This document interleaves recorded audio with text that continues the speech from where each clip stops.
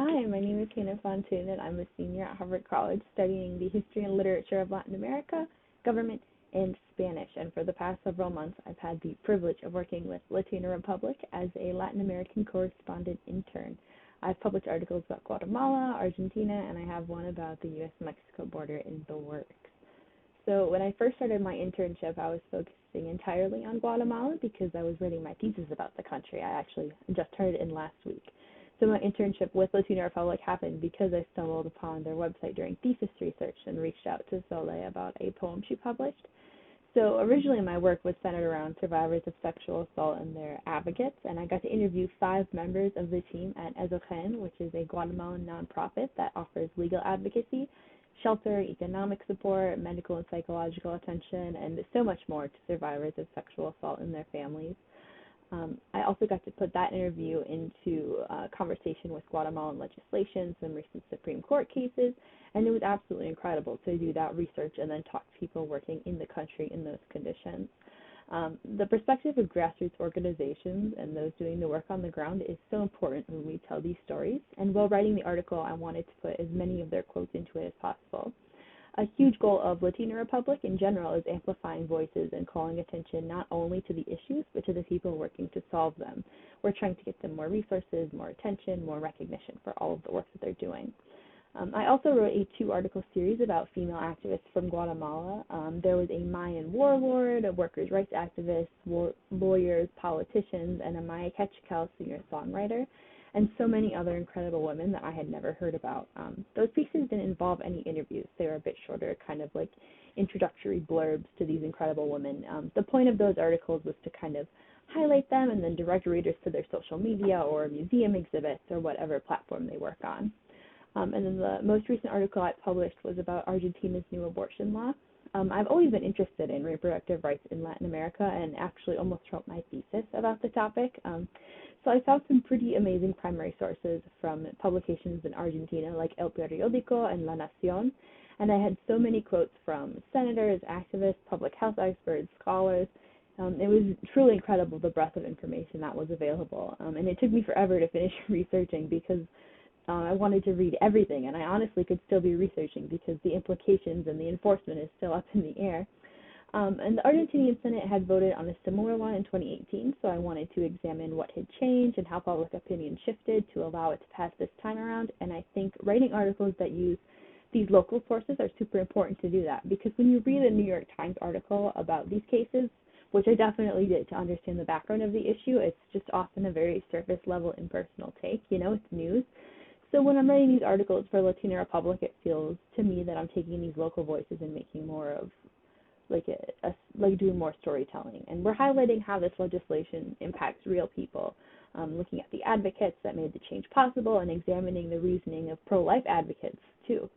So I worked closely with Soleil on this article, like every article, and I remember her telling me when I went to write it to make sure that it wasn't an op-ed. And I think that's one of my favorite parts about writing for Latina Republic.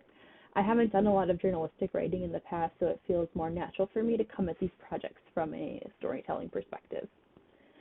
So like I said, right now I'm working on an article about different NGOs on the US-Mexico border, so I'm planning on doing like a piece that profiles several different organizations based on interviews with members. So I'm really excited to speak with organizers on both sides of the border. I'm thrilled to be expanding my region of focus, and I'm excited to jump back into interviewing again. I'm very thrilled. And I came into this internship knowing that I wanted to go to law school and practice social justice law, but working with Latina Republic and especially interviewing Ezogen has showed me how many different ways the legal system intersects with other social services. There's so much more to a potential client than just their legal case. They're bringing their entire background, the biases of their hometown, their trauma, to the courtroom with them, and it's going to stick with me for a very long time. I've also started more seriously exploring the idea of practicing immigration law because I've just been so consistently inspired by the resilience of organizers and activists. My thesis also talks a lot about the cooperation and solidarity of women, so I think that's something I look for a lot in my stories.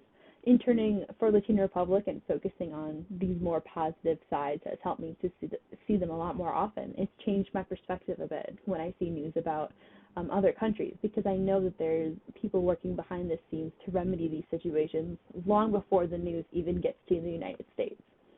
And I think it's important to have that mindset going into reading and writing stories about any community that you aren't a part of.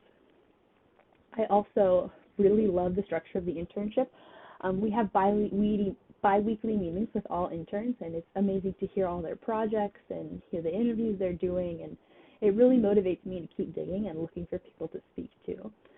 The Latina Republic team is an incredible sounding board for ideas, and sometimes other interns have looked into similar things, so you get to kind of work together and go off of each other's research. Soleil also does a great job of facilitating productive discussions about current projects, current events, and even just like what's going on in our lives to get to know each other.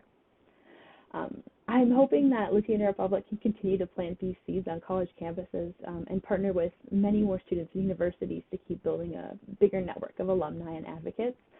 I've learned so much in my short time here, and I think allowing other students to have this experience would open a lot of people's eyes to the amazing things happening to the south of our border.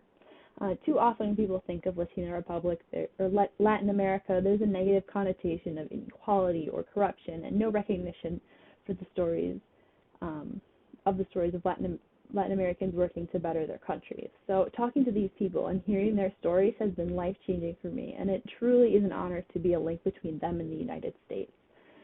The creative storytelling angle really humanizes the content for readers who may only be aware of these events in a political context, and I think it's a unique and effective way to draw attention to a problem that the average white American can't relate to.